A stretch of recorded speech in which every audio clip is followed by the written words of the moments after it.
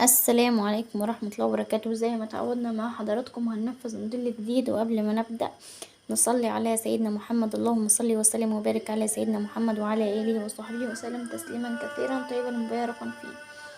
بسم الله الرحمن الرحيم. طبعا شايفين الموديل، بسم الله ما شاء الله، بيتكلم عن نفسه، جميل جدا، اللهم بارك، بسم الله ما شاء الله، تحفة. طبعا انا نفذته بكذا موديل.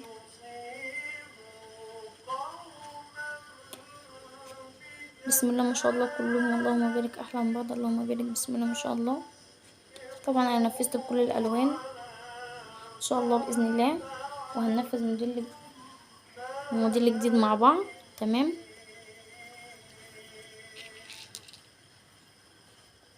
هننفذ موديل جديد مع بعض ان شاء الله. هنحتاج ستان عرض 4 سنتي،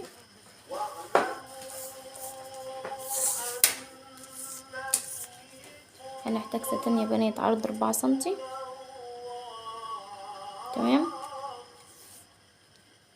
وطول 15 سنتي، عرض 4 سنتي وطول 15 سنتي. هنحتاج 4 قطع، هنحتاج 4 قطع يا بنات بنفس الطول. تمام. طبعا انا عملت الشكل ده واحدة، هنعمل التانية معاكم ان شاء الله دلوقتي. تمام. هنحتاج قطعة سلك تشكيل طول 45 سنتي. تمام يا بنات. وهنحتاج 2 كليبس 4 سنتي. تمام. وهنحتاج 6 خرزات لولي مقاس 6، و2 وردة اكريليك، و2 انصاف لولي. تمام. 2 انصاف لولي صغيرين. تمام يا بنات. هنبتدي نشيط الستان. بسم الله الرحمن الرحيم. ونحدد المنتصف.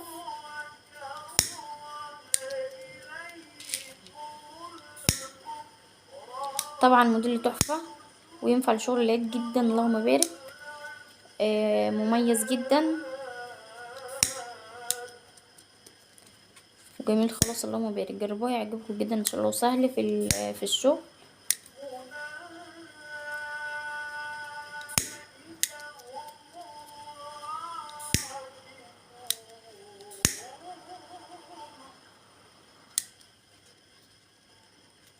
ومش بياخد وقت.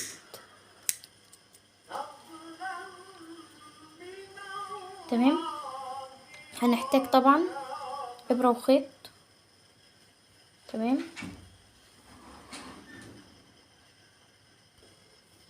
طبعا يا بنات احنا حددنا المنتصف. تمام يا بنات. طبعا هي فيونكة عادية جدا وسهلة. تمام.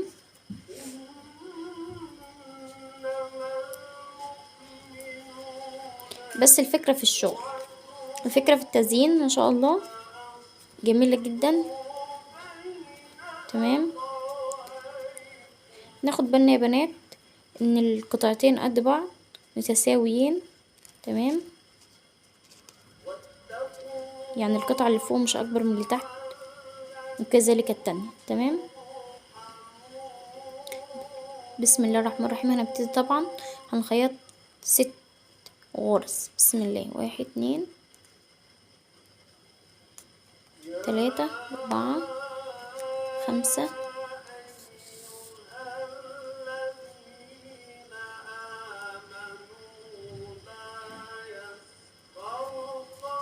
6. تمام.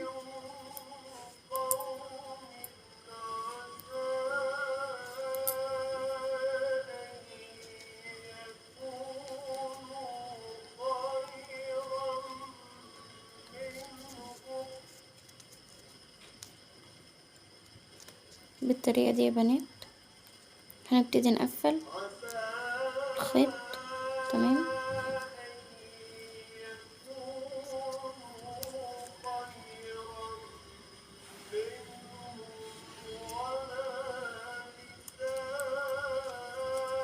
وبكده نكون عملنا اول فيونكة. تمام. نيجي الفيونكة التانية بنفس الطريقة.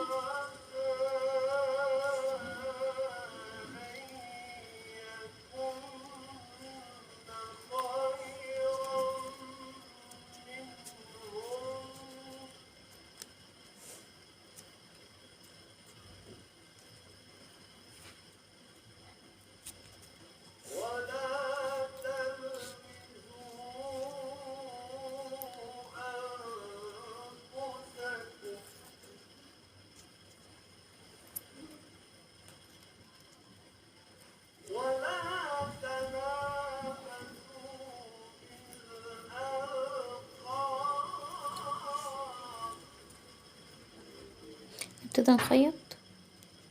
1 2 3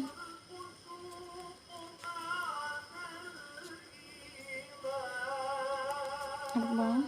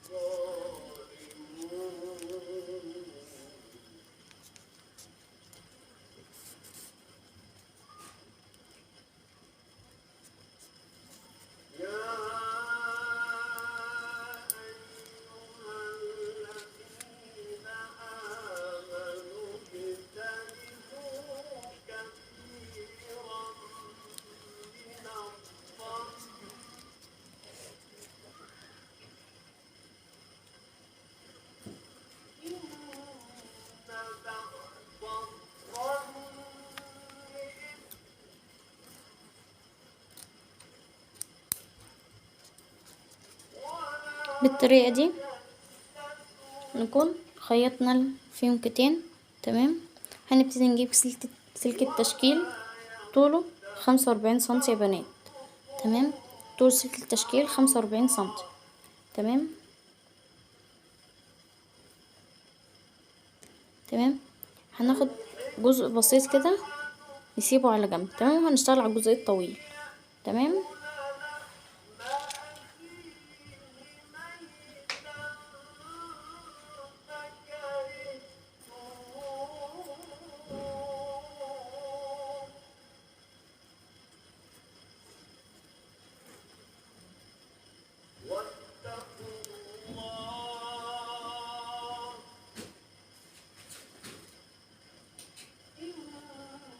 تمام كده عملنا اول خرزة يا بنات معانا. تمام. هنشتغل على الخرزة التانية.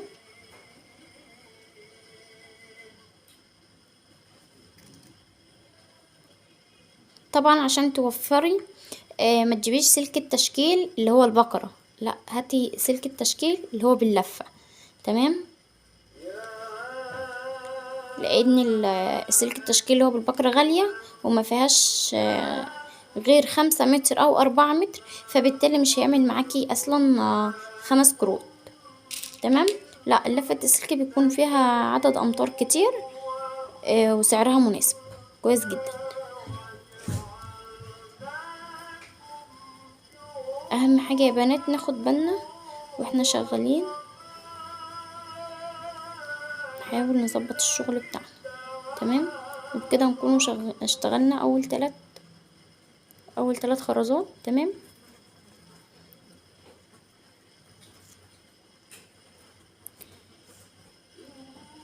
ناخد بالنا يا بنات ان المسافة اللي احنا نسيبها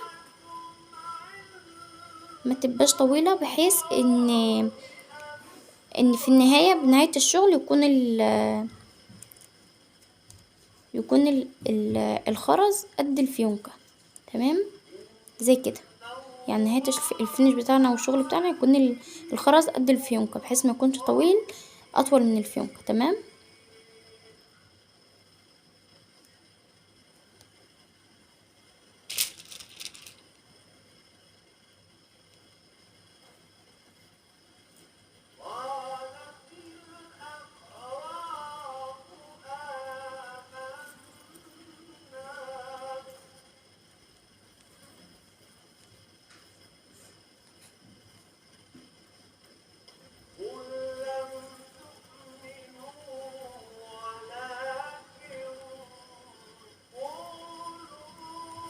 بالطريقة دي عملنا اول قطعة، اول خرزة. تمام. هنرجع نعمل الخرزة التانية.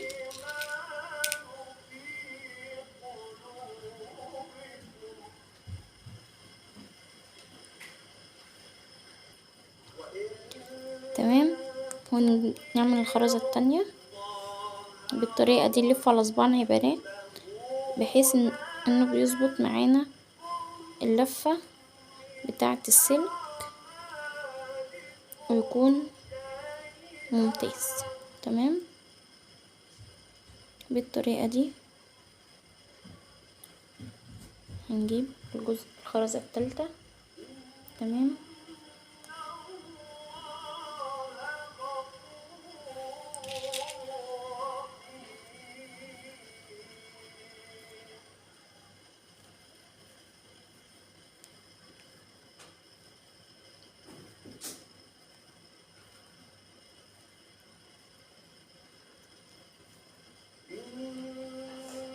بالطريقة دي يا بنات. طبعا مش هنقص الزيادات دي، هنلفها على السلك اللي في النص ده، بحيث ان احنا يبقى السلك متين معانا، ما يقطمش من اقل حاجة مع البنوتة. تمام. طبعا زي ما قلنا اهم من الشغل تظبيط الشغل يا بنات.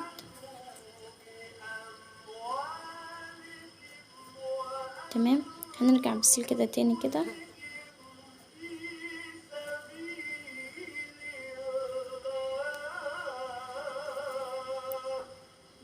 بس كفاية عليها كده. تمام. هنقص الجزء ده. تمام. بالطريقة دي نكون عملنا القطعة التانية. كده معانا القطعتين اللي هنشتغل بيهم. تمام. هنجيب الفيونكات.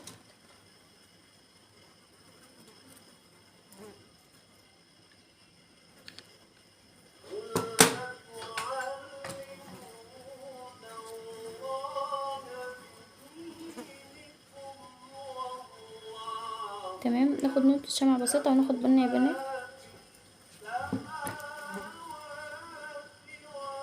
تمام.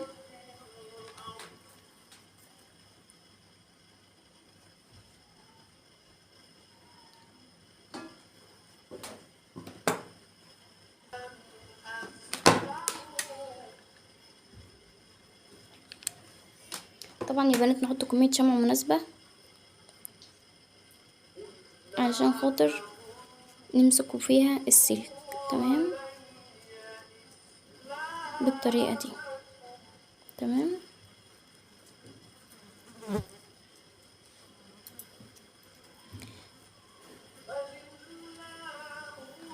هنبتدي نجيب ظهر الستان، نلزق الكليبس 4 سنتي. الكليبس يا بنات 4 سنتي، على حسب، لو انت ممكن تكبري المقاس لو انت بتشتغل بمقاس كبير، على حسب موجود عندك. تمام. بس هو 4 سنتي كويس ومناسب. نحط شمع، كمية شمع كويسة عشان الكليبس ما يتخلعش مننا واحنا شغالين. تمام. بالطريقة دي هنجيب الستان 1 سنتي عشان نقفل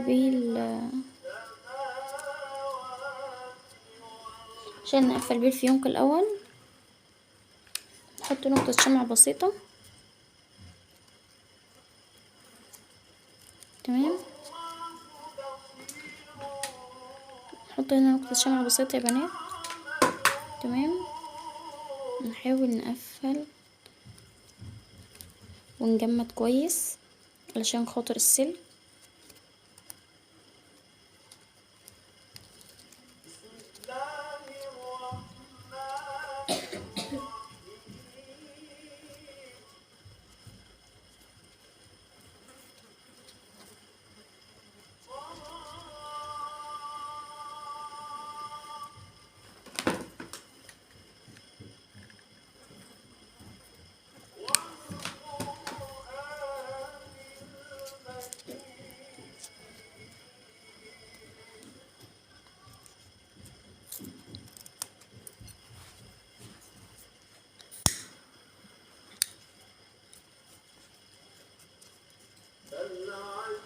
نحاول نظبط الفيونكة. تمام يا بنات. بالطريقة دي.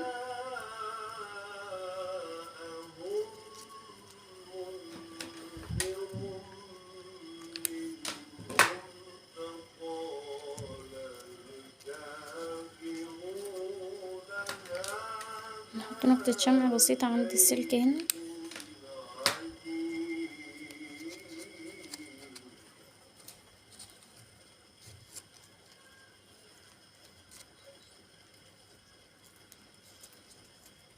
ونحاول نظبط الشغل واحنا شغالين يا بنات. تمام، بالطريقة دي.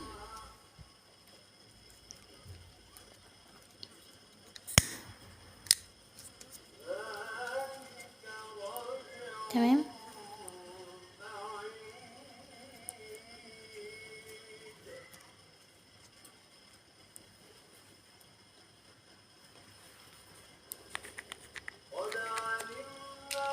هنجيب الوردتين الاكريليك والانصاف اللولي.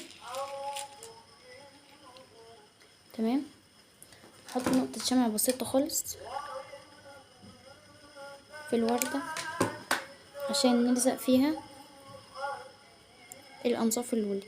لو عندك الفصوص الالماس تمام هتكون تحفة، بس انا للاسف ما عنديش، فشغالة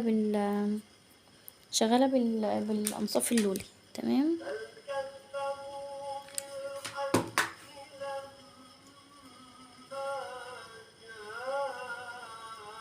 بالطريقة دي هنكون كده جهزنا الورد. تمام، هنبتدي نجيب اللزق بتاعنا.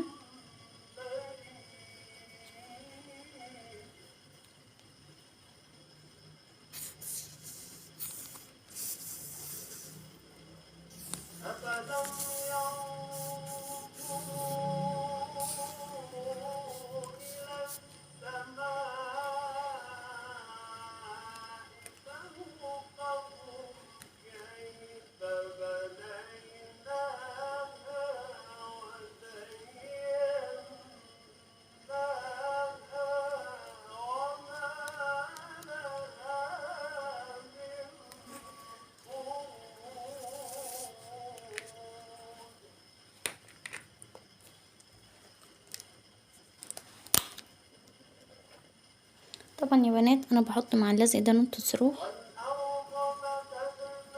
عشان اتأكد انه مسك في الوردة الاكريليك كويس، ما تقعش بسهولة بالطريقة دي. تمام،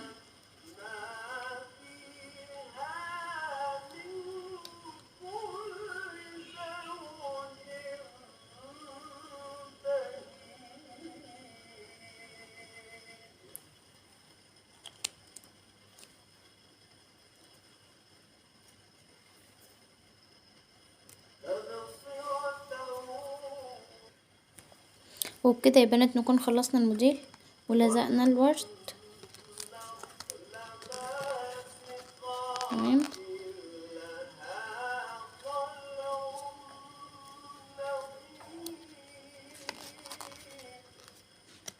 وبكده نكون خلصنا الموديل. سهل وبسيط ومش مكلف خالص ومش بياخد وقت، اللهم بارك،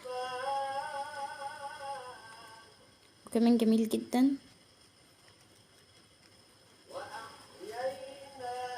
بجد، يستاهل ان انتوا تجربوه.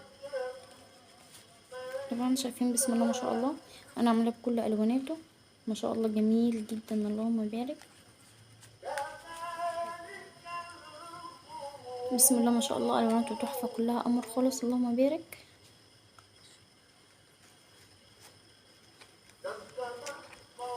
ودمتم في رعايه الله وحفظه، والسلام عليكم ورحمه الله وبركاته.